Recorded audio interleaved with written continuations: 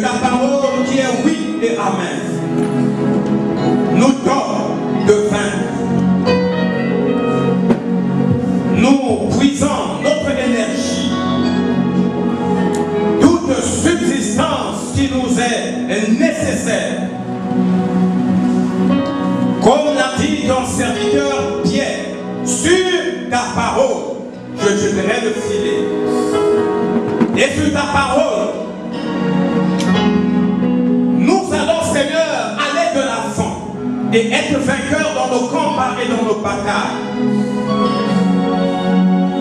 Ce matin, nous recevons ta parole, celle qui nous révolutionne, qui nous pousse, qui change notre façon de voir des choses, notre conception.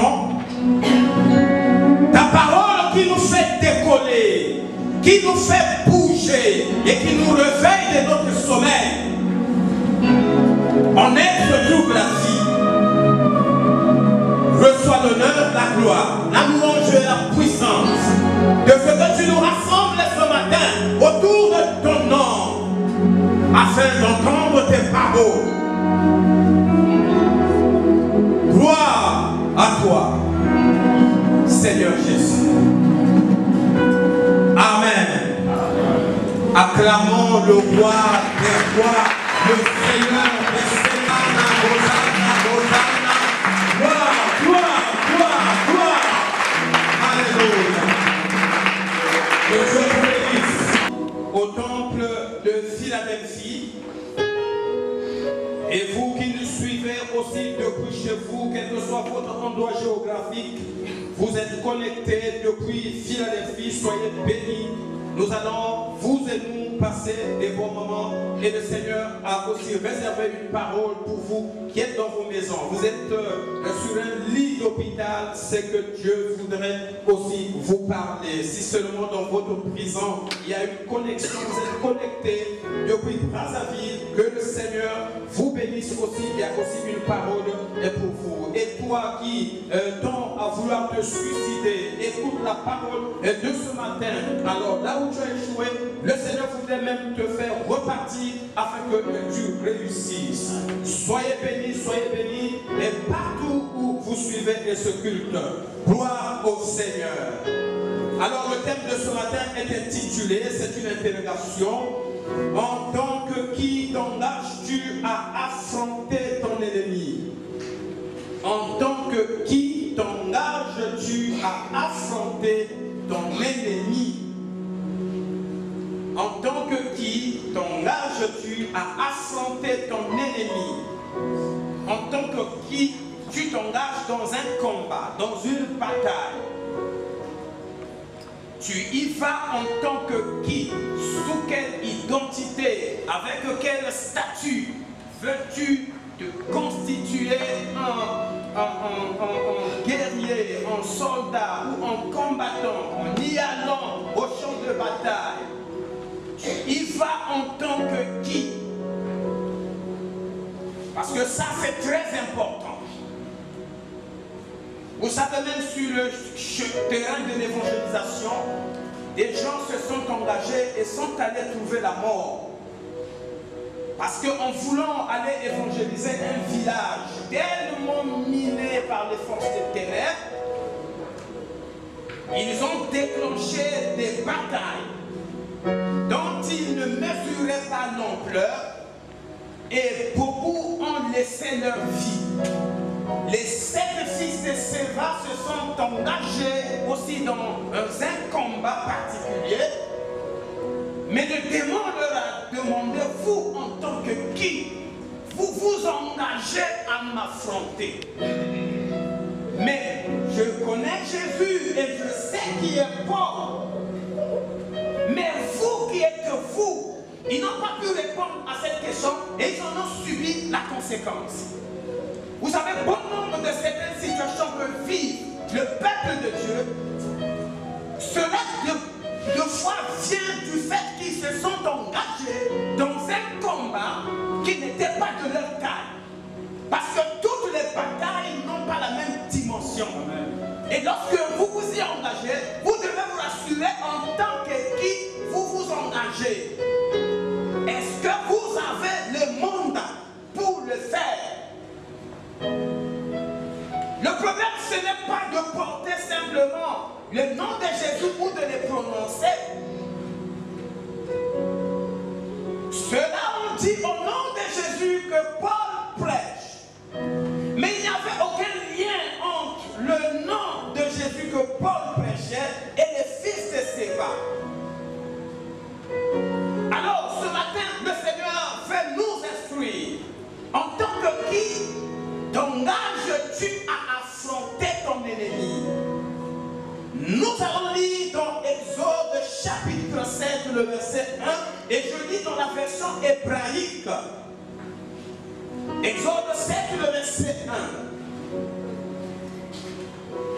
Je lis dans la version hébraïque et je lirai dans la Bible de Jésus-Christ le même verset.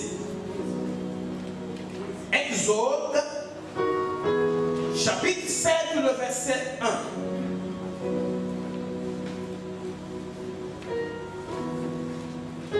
Nous lisons ce qui est écrit. Alors l'Éternel dit à Moïse, regarde, je fais de toi un Dieu à l'égard de Pharaon, et Aaron ton frère sera ton prophète. Alors l'Éternel dit à Moïse, regarde, je fais de toi un Dieu à l'égard de Pharaon, et Aaron ton frère sera ton prophète. Nous relisons dans la version de la Bible de Jésus-Christ. Et Yod et Vav et dit à Moshe, voici je t'ai fait Elohim pour Pharaon, et Aaron ton frère sera ton prophète. Alléluia. Ce verset est révélateur. Il nous révèle en tant que qui Moïse s'est engagé à aller affronter le pharaon d'Égypte. Et non seulement le pharaon d'Égypte, mais toutes les puissances et les ténèbres qui étaient dans ce pays. Dieu connaît Pharaon et il connaît sa puissance, il connaît le statut de Pharaon et il n'envoie pas Moïse à la mort, sachant où il l'envoie et auprès de qui.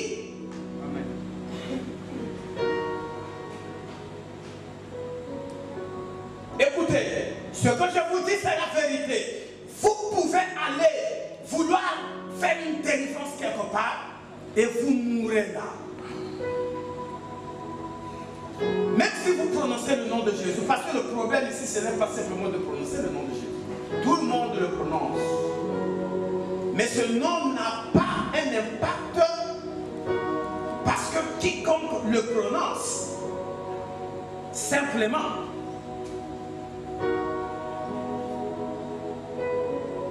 beaucoup le prononcent sans en connaître la valeur.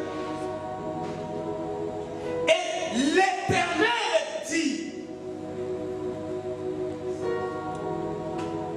je te fais Elohim, je te fais Dieu à l'égard de Pharaon. Ça ne se limite qu'à ce tort. Amen.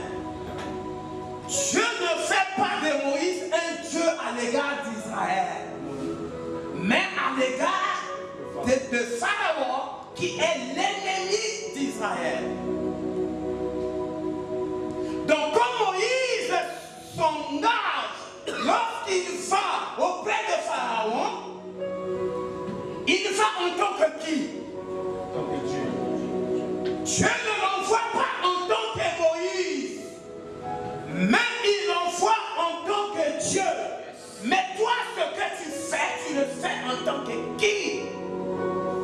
Moi, j'ai vu des évangélistes. J'avais un ami évangéliste. J'ai vu des pasteurs aller mourir au champ de bataille. Ce n'est pas parce que c'était le temps de Dieu, mais ils ont croisé des forces des ténèbres qui étaient au-dessus d'eux parce que leur communion avec Dieu avait aussi quelques problèmes et ils ont trouvé la mort. D'autres ont été dans des pirogues et ont vu la pirogue se renverser. Moi, je me souviens à Makabana, le pasteur Blaise est là, en 2012, avec la JPC, comment nous avons été attaqués. Même tous les villageois savaient que ces gens sont attaqués. Je me suis dit, Seigneur, si nous ne faisons pas quelque chose, quelqu'un mourra ici.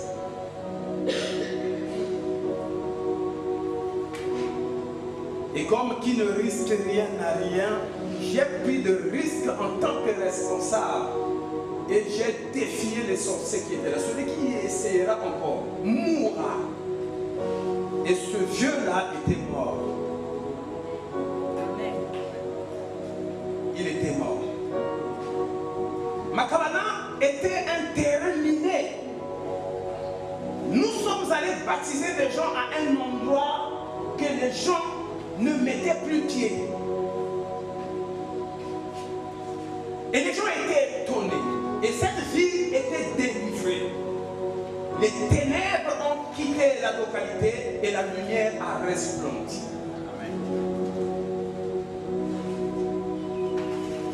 Tu es dans un combat, mais tu combats en tant que qui? Dieu envoie Moïse, pas en tant que Moïse, mais en tant que Dieu. Mais pourquoi? Parce que l'homme auprès de qui Dieu l'envoie est considéré comme un Dieu vivant. Pharaon est rare, c'est-à-dire un Dieu vivant. Et son peuple le voit comme Dieu. Et Dieu ne peut pas envoyer Moïse comme un simple homme devant une personnalité qui est considérée comme Dieu. Le problème, ce n'est pas ton onction. Le diable n'a pas peur de ton onction. Car qui des hommes était plus loin que le Christ lui-même? La Bible nous enseigne Jésus rempli du Saint-Esprit. Mais le diable ne s'est pas empêché à le suivre dans le désert et à le tenter. Alléluia! Quel que soit ton statut, le diable peut te bousculer. Mais lorsqu'il va te bousculer, il faut qu'il voie ton statut que Dieu t'a donné et non pas celui que toi-même tu t'es fabriqué. Il y a aujourd'hui beaucoup de pasteurs. Des gens, ils se réveillent du lendemain, ils se donnent des titres. Mais des titres sont couvertures spirituelles. Et c'est pourquoi ils ont des problèmes dans leur vie, dans leur famille. Et deux fois leurs enfants en subissent les conséquences. Je fais de toi Elohim devant Pharaon. Aaron, ton frère, sera ton prophète.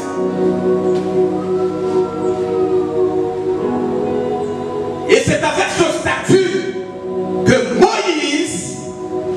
Moshe s'est présenté devant Pharaon qui, lui aussi, est considéré dans son monde comme un Dieu vivant. Et Dieu a envoyé Moïse avec ce statut pour que les Égyptiens découvrent que celui qu'ils considéraient être un Dieu n'était qu'un faux Dieu et que le véritable Dieu s'est manifesté au travers de Moïse.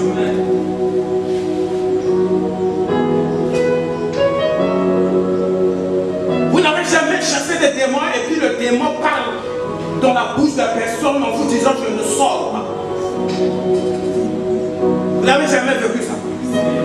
Je ne sors pas. Et deux fois il te demande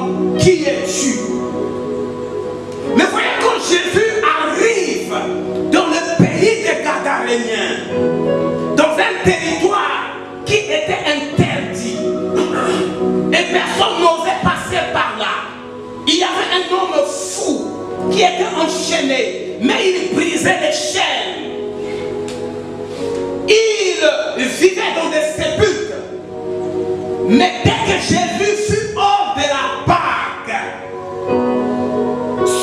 toute cette légion de démons qui étaient dans cet homme ont accouru et sont venus se prosterner devant Jésus. Et qu'est-ce qu'ils ont dit? Ils ont tout reçu, reconnu son statut. Pourquoi es-tu venu nous tourmenter, Jésus qui, fils du Dieu très haut? Ne vous y trompez pas, le diable te connaît, il me connaît. Il sait ce que tu fais dans le secret. Il connaît ta mauvaise vie et il connaît ta sainteté. Il connaît ton degré de sainteté et ton degré de péché. Il le sait. Il sait quand ta communion est brisée avec Dieu. Il sait quand tu perds la faveur divine. Le diable le sait. Et quand tu essaies de l'affronter, il sait en tant que qui tu l'affrontes. En tant que quelqu'un qui a la disgrâce de Dieu.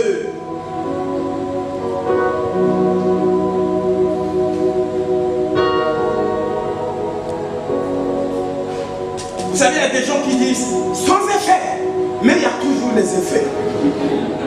Vous voyez qu'il ne suffit pas de le dire. Sans effet, mais pourtant il y a l'impact. Et on doit se poser la question. On doit se poser la question.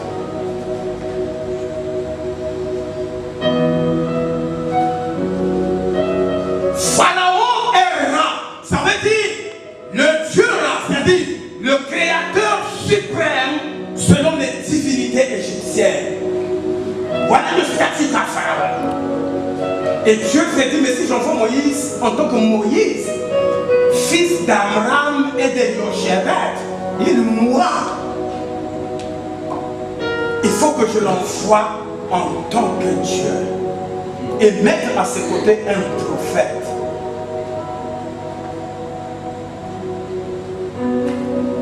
Et c'est comme ça qu'il s'est présenté. Et c'est avec ce statut que l'Égypte a été frappée par 10 plaies. Et à cause de cela, la Bible témoigne, parmi les hommes, nul ne sera comparable à Moïse dans le domaine des signes, des miracles et des prophètes. Nul ne lui sera comparable. Il a fait ces choses avec le statut que Dieu lui a donné.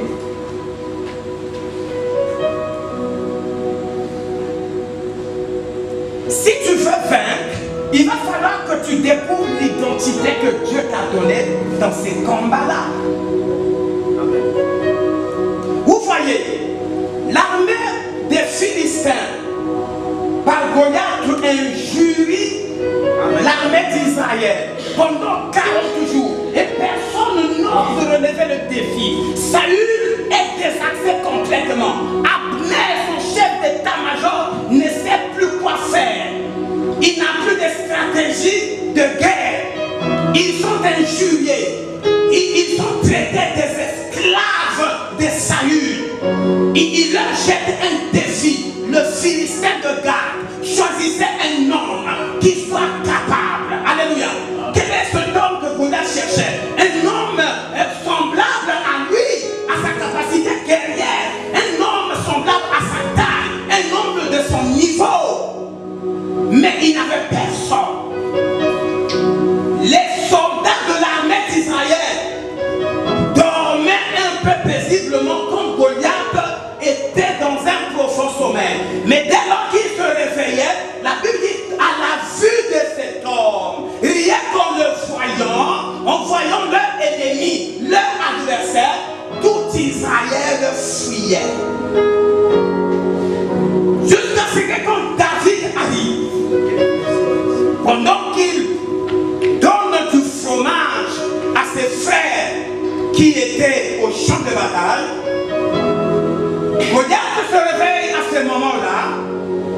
il injurie comme d'habitude Israël. Il injurie son roi. Et David entend ces injures.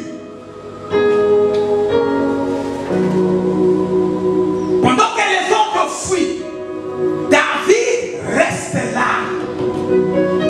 Et il cherche à savoir, mais qui est ce gars circoncis? Amen. Qui injurie? Que dit David? Ce qu'il dit est révélateur. Il dit qui injurie l'armée. Il ne dit pas l'armée de Saül. Amen. Il ne dit pas tout court l'armée d'Israël comme un royaume. Mais il dit l'armée du Dieu vivant. David là annonce le statut spirituel de cette armée. Et il est surpris, étonnant, qu'une armée qui appartient à un Dieu vivant puisse s'enfuir devant un homme. Vous n'aurez pas la victoire si vous ne connaissez pas votre statut dans les combats dans lesquels vous vous engagez. Connaîtrez la vérité et la vérité vous affranchira. David, qui connaissait son identité, et s'est dit, moi je veux combattre.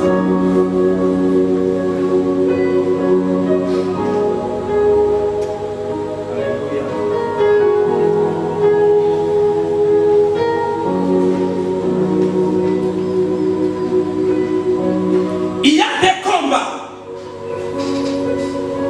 Le pasteur, l'évangéliste, l'apôtre, le prophète, le docteur peuvent t'aider. Mais il y a des choses. Le guerrier en première ligne, c'est toi-même. Le premier soldat de ton problème, ce n'est pas l'évangéliste, mais c'est toi-même. Vous ne connaissez pas votre identité. C'est pourquoi vous pensez que ce sont les hommes de Dieu qui doivent tout faire pour vous. Ton problème n'est pas mon problème, c'est ton problème à toi. Quand tu subis, est-ce que c'est moi qui subis? C'est toi qui subis. Mais tu veux que quelqu'un d'autre combatte à ta place. Ah, ça peut marcher, mais ça ne marche toujours pas comme ça.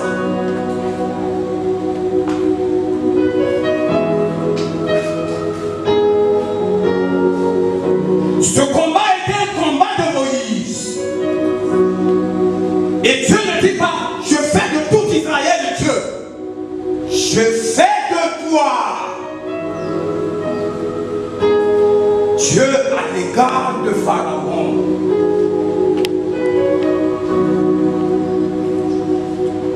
L'ange Gabriel vit où? Il est dans quelle atmosphère de Dieu? Bon, mais est-ce que rien que par ce statut ou bien cette position, les douaniers du royaume de Perse ont eu peur de lui? Ils l'ont attaqué, ils l'ont emprisonné pendant 21 jours.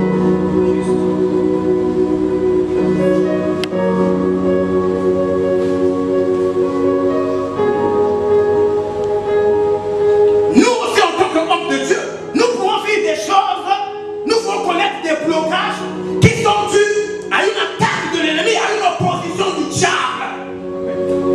Et nous pouvons être bloqués là. On n'évolue plus, on ne décolle pas, parce que le diable s'oppose. Et il n'a pas peur de mon onction. Il n'a pas peur, non, ça c'est l'évangéliste Herman. Non, non, non, non, c'est un homme de Dieu. C'est pas ça qui l'effraie. Il va toujours me tenter, essayer. S'il croise du fer, en ce moment-là, il pourrait se mettre au garde-fou. Mais tant qu'il ne croisera pas aussi une résistance, il va te coincer, Vous savez, il y a des gens que le diable a emprisonnés. Il ne leur fait pas de mal. Votre fille semble être normale, mais il vous a coincé dans un domaine. Et il vous laisse comme ça. Ça, c'est juste. Vous vous réjouissez, non, tout est normal. Je ne fais pas de cauchemar. On ne me poursuit pas. Je ne tombe pas malade. Je juste mais dans un domaine, cependant, il t'a emprisonné.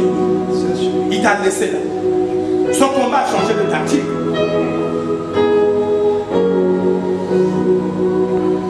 Qui dans ce pays? Tu combats en tant que qui? Jésus.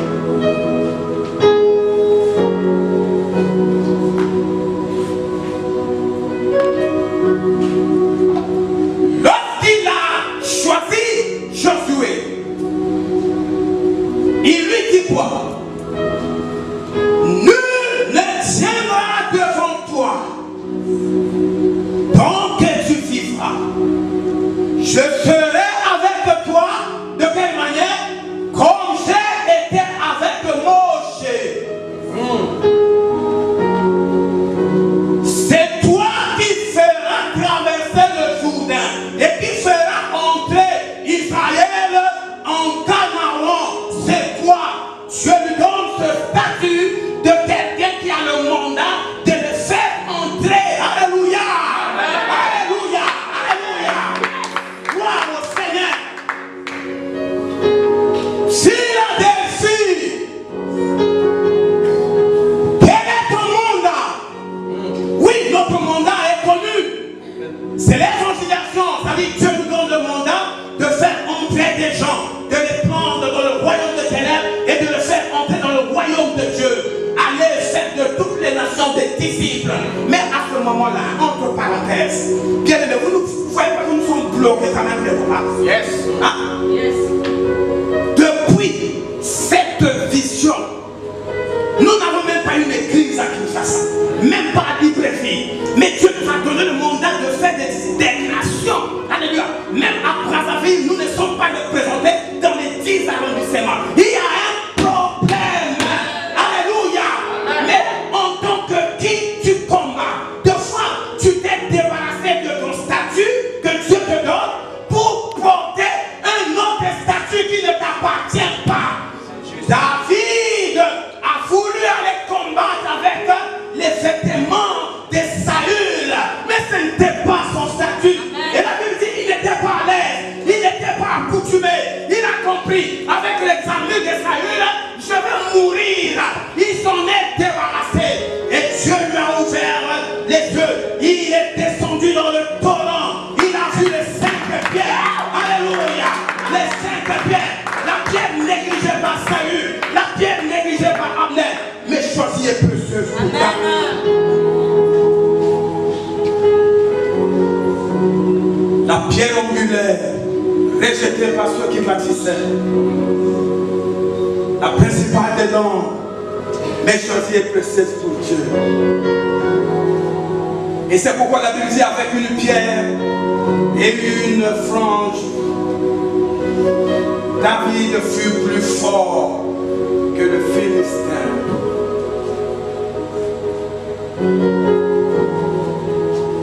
C'est pourquoi c'est avec tes propres armes que Dieu te donne que ton Goliath tombera. Pas avec les armes du pasteur forcément.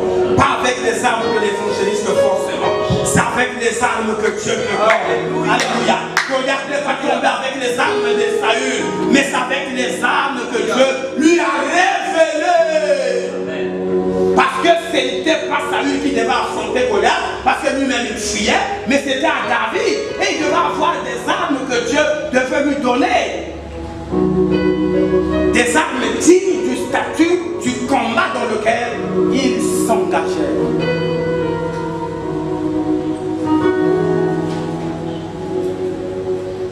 Derrière ton obstacle, il y a un esprit. Et c'est cet esprit qu'il faut combattre. Qui es-tu, grande montagne, devant Zorobabel? Mais Dieu dit à cette montagne qui s'oppose à Zorobabel, Dieu dit quoi? Tu seras aplani devant Zorobabel. Pourquoi Dieu le dit? Mais parce qu'il a donné à Zorobabel un mandat pour que cette montagne soit aplanie.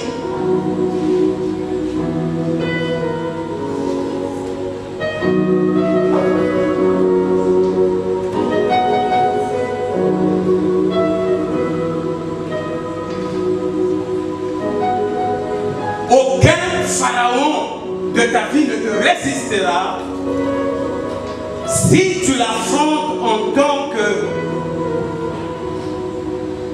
ce que Dieu te dit que tu es.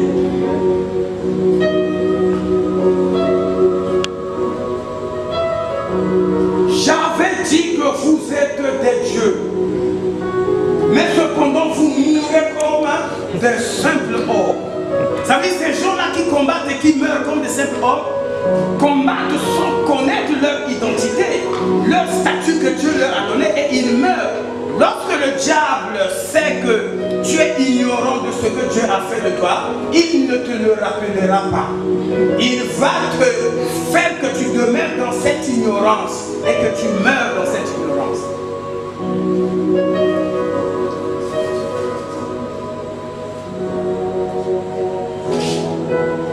Si tu es à Philadelphie, et avec le statut que Dieu a donné à Philadelphie, partout où tu seras, tu dois défendre ce statut. Ce statut, hier, était défendu. Mais ce n'est plus le cas aujourd'hui. Où Philadelphie était reconnue, avait un impact. Mais aujourd'hui, ce n'est plus le cas. Et la faute, ce n'est pas la faute aux serviteurs de Dieu. La responsabilité est partagée. Parce que le peuple de Philadelphie est formé par le clergé et tout le laïcat. Chacun doit être responsable. Voyez la petite fille du pays d'Israël qui est dans la maison de Naaman. Malgré qu'elle est esclave dans un pays étranger, mais son statut est là, demeure. Elle représente valablement son prophète. Et elle dit à sa maîtresse, si mon Seigneur était auprès de mon prophète qui est à Samarie, le prophète le guérirait. Alléluia. Et lorsque Shadrach, Meshach et Abednego sont en Babylone, dans un pays païen, et là, ils demeurent hébreux. Alléluia. Ils gardent, conservent leur statut. Ils se révèlent comme des serviteurs d'un Dieu très puissant.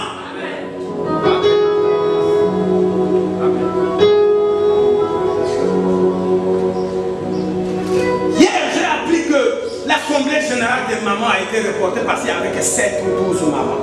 Oh là, il y a un problème. Ne nous voilons pas la face. Il y a un problème. Au point mort. Et comme ces départements ne vivent pas, l'église prend un coup.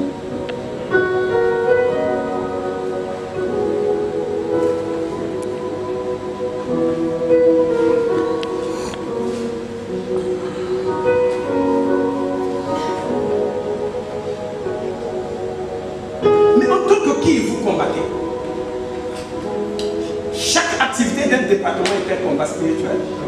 Parce que si vous allez affronter un démon qui est au-dessus de vous, mais vous n'allez pas le vaincre. C'est lui qui l'emportera sur vous.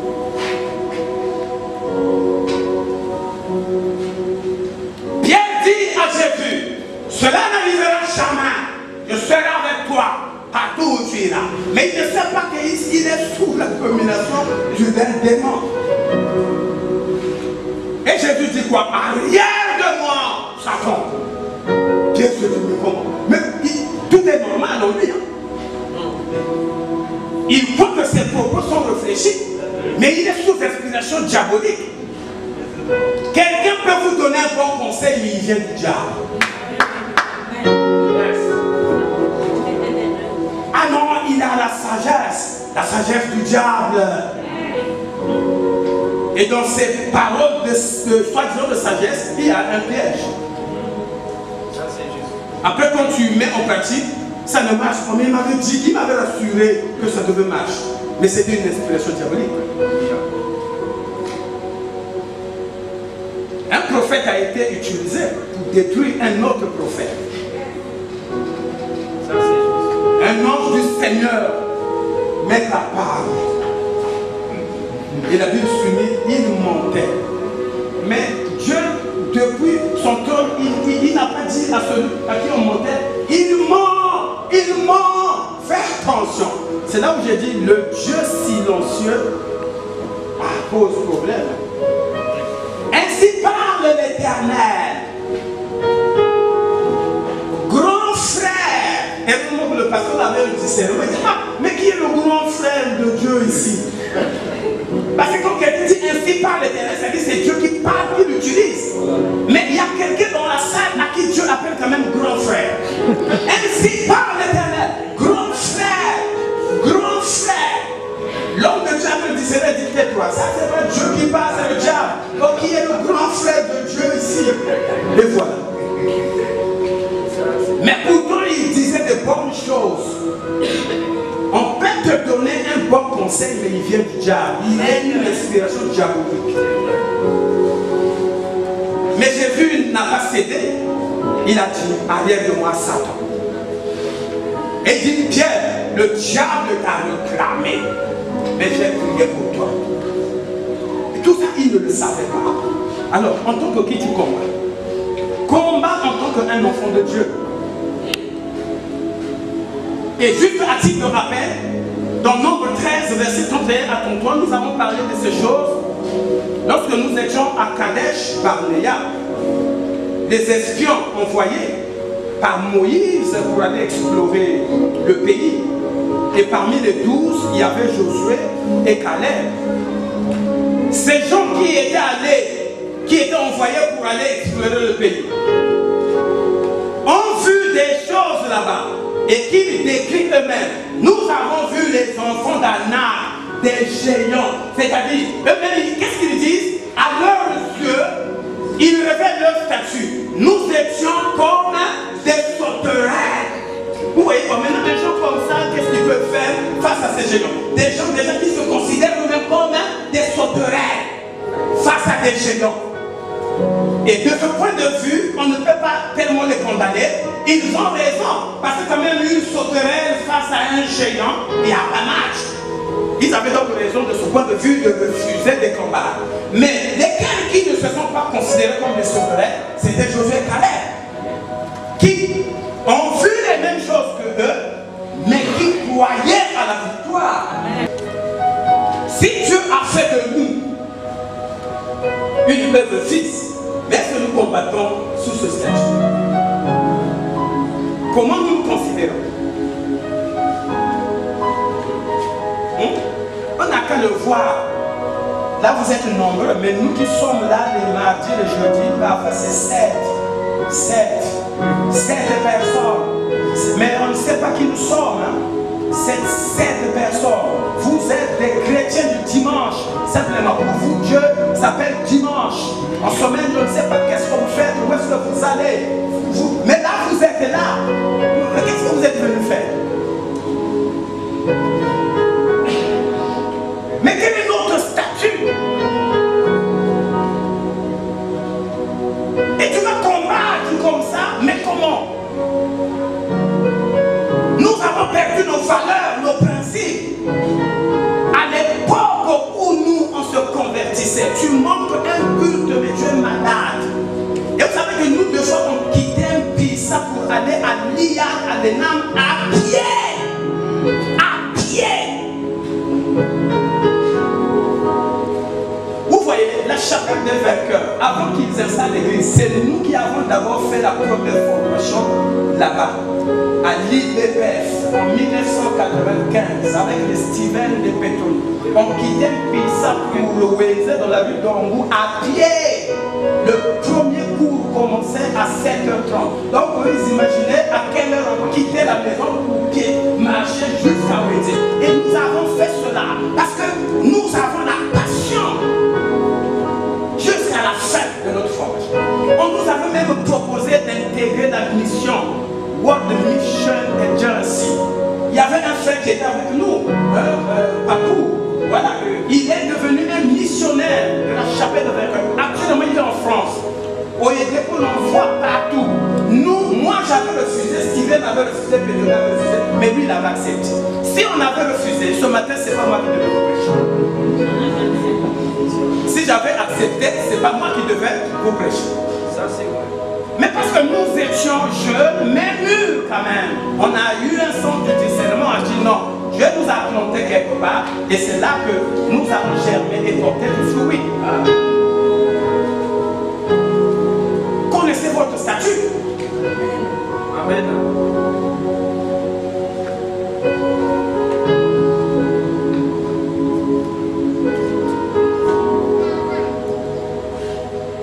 Les combats de ta vie, ce n'est pas l'évangéliste qui va les combattre. C'est toi-même. L'évangéliste, tu es le Moïse de ton pharaon. Moi, je peux seulement être ton prophète. Est-ce que vous comprenez ce que je dis? Je fais passer là un message. Moi, je ne peux être que ton prophète. Mais le Moïse de ton pharaon, c'est toi. Parce qu'aujourd'hui, les gens ne veulent pas même faire des efforts, ils veulent fatiguer les hommes de Dieu.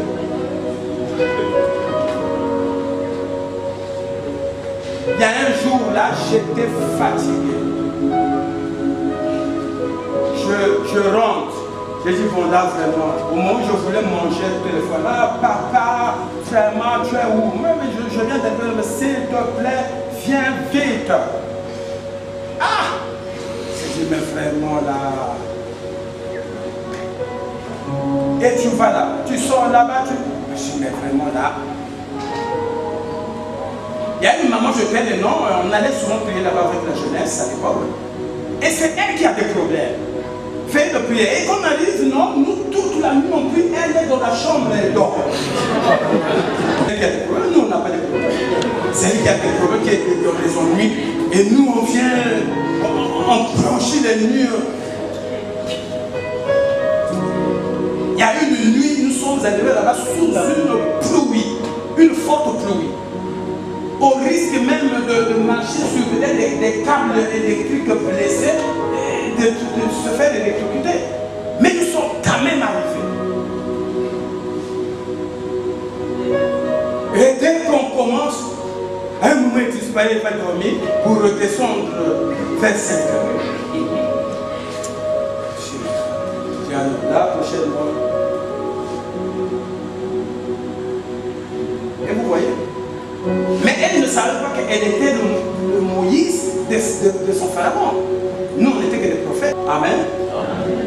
Alors, je n'ai pas de temps, sinon il y a beaucoup de choses à dire, je n'ai pas de temps. L'essentiel de la pensée a été dite. Dieu n'a pas envoyé Moïse en tant que fils d'Abraham et de Jéret, ni en tant que Moïse, mais en tant que Dieu à l'égard du pharaon. Demande au Seigneur qui te révèle ton identité avec laquelle tu vas combattre.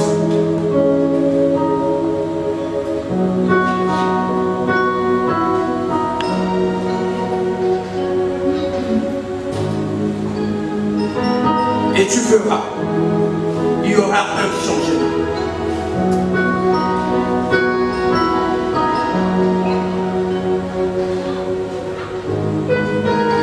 Nous ne combattons pas pour la victoire, mais nous combattons dans la victoire. C'est-à-dire quand je fais, j'ai l'assurance que j'ai déjà vaincu, j'ai déjà remporté la victoire. Je ne vais pas combattre tout en espérant que je veux gagner. Bon, je vais peut-être ça marchera. Mais en y allant, je sais que j'ai déjà gagné tout à l'heure. Je sais que la guérison est là pour toi. Parce que par les cœurs plus purs de Jésus, j'ai été guéri. Parce que je suis guéri. Nous avons été guéris. Tu as été déjà fait quelque part. Et tu es le vainqueur.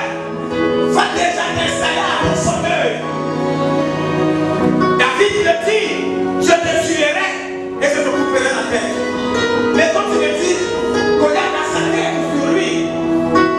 Et quand David s'est approché, il lui a coupé la tête. Alléluia. Tu es guéri. Alléluia. Parle à la maladie en tant que Dieu, en tant que petit Elohim.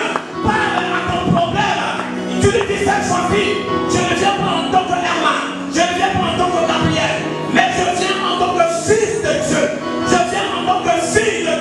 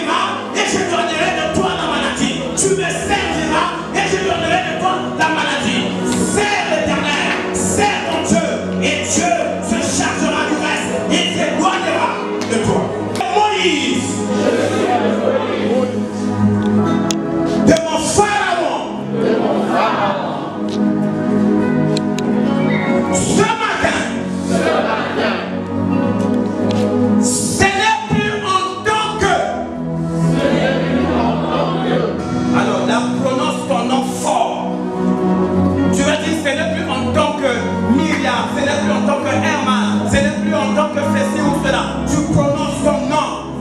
Et là, tu vas te revêtir de ton statut. Seigneur, aujourd'hui, ce n'est plus en tant que Herman que je viens devant mon Pharaon. Et si le nom de ton Pharaon, ça peut être une maladie, une situation bloquée, une résistance. Et les choses semblent être impossibles, rien n'est impossible. Si notre Pharaon qui t'empêche d'obtenir ta bénédiction, si notre Pharaon qui t'empêche de saisir ton héritage, tu viens maintenant